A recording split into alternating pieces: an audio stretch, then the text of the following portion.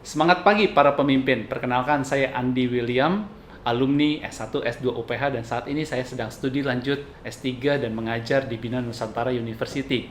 Pada kesempatan pagi hari ini saya akan sharing mengenai engaging and developing others.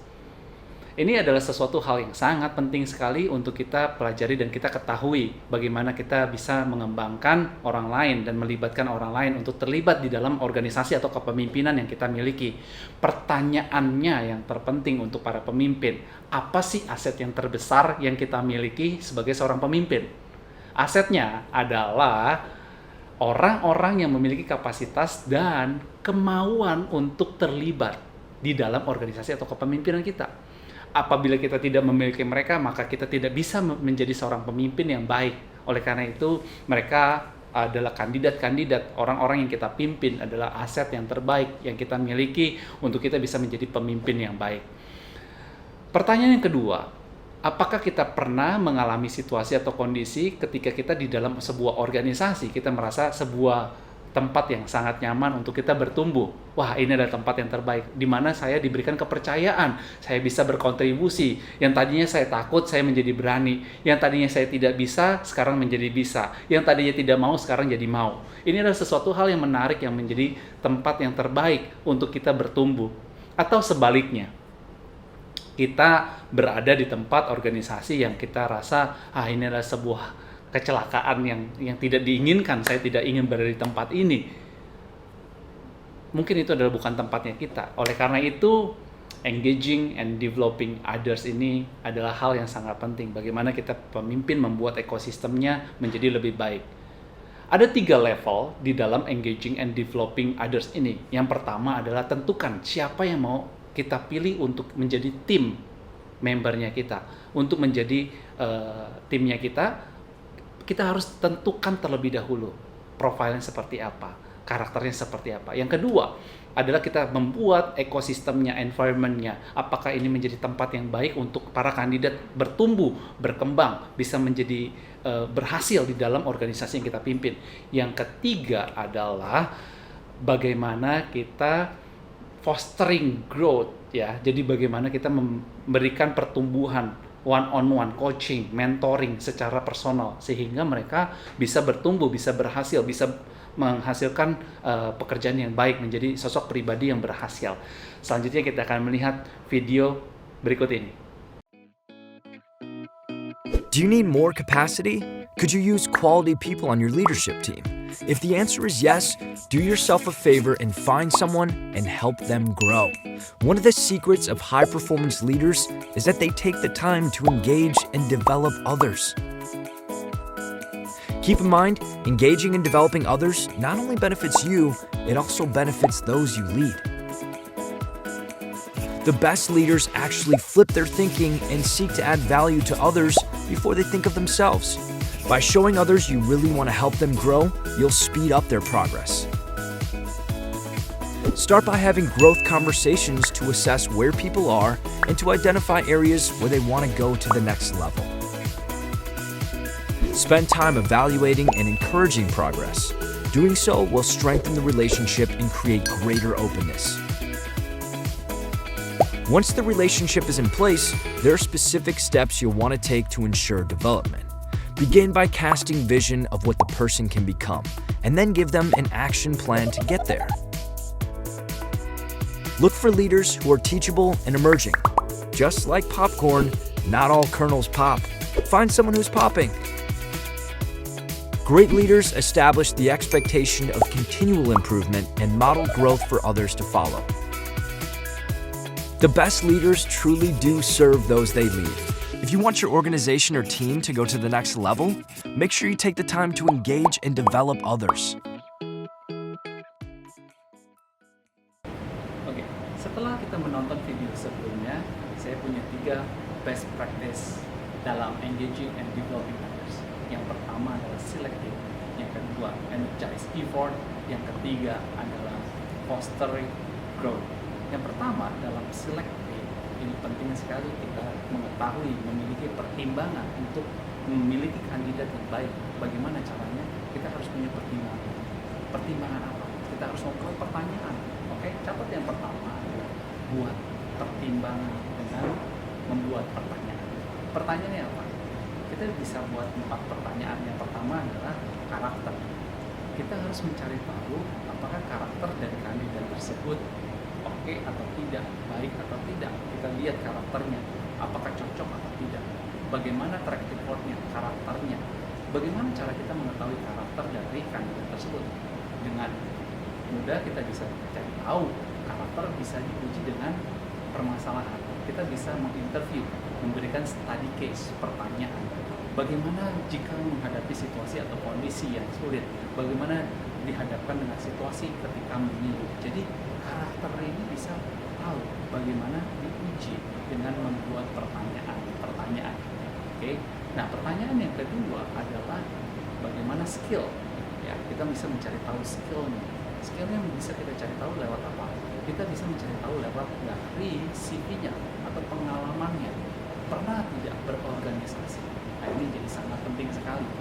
Ketika kandidat tersebut sudah pernah memiliki karir dalam berorganisasi, ini akan jadi lebih baik. Lalu kita bisa mencari tahu posisi apa yang tepat. Oke. Yang ketiga pertanyaannya setelah skill adalah value. Apakah sosok pribadi ini cocok sesuai dengan value organisasi yang kita miliki? Kita memiliki value bagaimana dengan service kita, bagaimana dengan integrity kita, bagaimana dengan kecepatan kita dalam bekerja, disesuaikan dengan kandidat yang akan kita rekrut atau kita pilih menjadi tim kita. Yang keempat yang perlu kita cari tahu adalah bagaimana kandidat tersebut, apakah memiliki kemampuan untuk berorganisasi, lalu bisa bekerja sama dengan tim atau tidak, karena akan menjadi sangat kesulitan ketika kita mencari orang yang sangat individualis, yang mau menang sendiri, jadi tidak bisa bekerja bersama. Oke. Nah, poin yang kedua di dalam self team ini adalah kita harus buat profile, ya, profiling. Ya, profiling ini adalah kita harus membuat job desk, role, ya, aturan, tanggung jawab untuk kandidat yang kita pilih. Jadi harus sangat spesifik sekali bagaimana membuat profil ini. Misalnya kita membutuhkan kandidat untuk tim dana. Tim dana ini memiliki profilnya bagaimana, job desk-nya seperti apa, role-nya, peraturannya, tugas dan tanggung jawabnya seperti apa. Ini perlu dibuat list. Oke, yang pertama dibuat dulu profil, tugasnya, peraturannya, tanggung jawabnya apa aja. Misalnya adalah untuk tim pencari dana, dia memiliki tanggung jawab untuk mencari sponsorship, dia bisa mencari membuat proposal. Ya. Nah, selanjutnya membuat list skill, kemampuan dari setiap kandidat yang akan kita rekrut. Nah, ini menjadi hal yang sangat penting sekali. Bagaimana kita bisa membuat list ini. Ketika nanti kandidat yang kita pilih, kita bisa melihat kandidat ini memiliki kemampuan yang kita butuhkan, yang kita bisa sesuaikan. Nah, ini jadi sangat penting sekali. Yang ketiga dalam career profile ini, cari juga atau kita juga harus membuat profile untuk value. Apakah kita di perusahaan atau organisasi kepemimpinan yang kita buat, kita punya value ini, dan itu harus dicatat, kita harus buat, sehingga waktu kandidat tim yang kita mau rekrut, dia sudah paham bahwa kita punya value. Selanjutnya yang ketiga dalam selecting adalah look for 4E. Ya, jadi kita punya 4E. E yang pertama adalah energy. Ya, apakah kandidat yang akan kita pilih memiliki energi, atau dia kandidat yang energinya ini menunjukkan kebimbangan. Saya kebimbangan. Ini cukup kita harus perhatikan, atau kandidat yang kita pilih dia memiliki energi yang punya effort yang luar biasa, punya semangat yang luar biasa, gitu ya. Nah, yang selanjutnya yang kedua adalah enthusiasm. Enthusiasm ini adalah attitude, bagaimana sikapnya, perilakunya, apakah baik perkataannya, penampilannya. Antusiasnya ini kita bisa lihat apakah dia adalah sosok pribadi yang memiliki antusias yang baik, yang menarik. Nah, ini menjadi hal yang sangat penting di dalam kita merekrut tim kita. Oke, yang ketiga adalah bagaimana apakah tim kita ini, kandidat yang kita rekrut ini punya engagement, punya loyalitas. Apakah dia mau memberikan sepenuh waktu untuk melakukan tugas dan tanggung jawab itu? Oh, ini kita sangat senang sekali apabila kita memiliki kandidat tim yang sangat memiliki engagement atau loyalitas yang seperti ini. Dia mau dilibatkan, dia mau diberikan tanggung jawab, mau diberikan kepercayaan. Ini menjadi hal yang sangat menarik sekali. Oleh karena itu, kita harus memiliki kemampuan untuk melihat kandidat ini, apakah dia mampu atau dia memiliki semangat tadi gitu ya. Yang terakhir adalah excellence. Apakah kandidat yang kita rekrut ini memiliki punya spirit excellence, ya, excellence spirit ini. Spirit yang selalu ingin memberikan yang terbaik, ingin mendapatkan yang terbaik, memberikan yang terbaik, yang maksimal, all out, habis-habisan, nggak setengah-setengah. Jadi dalam merekrut tim kita harus punya 4 ini. Yang pertama adalah energy, yang kedua enthusiasm, yang ketiga adalah engagement, yang keempat adalah excellence. Ini penting sekali untuk kita miliki dalam merekrut tim.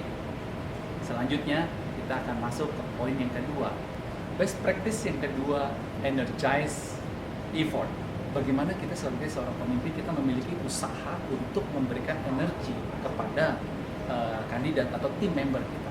Apa yang kita bisa berikan, apa yang bisa kita kontribusikan, energi apa yang bisa kita berikan kepada tim member kita. Yang pertama adalah pikiran kita atau knowledge, pengetahuan, pengalaman yang kita miliki. Yang kedua adalah heart, emotional.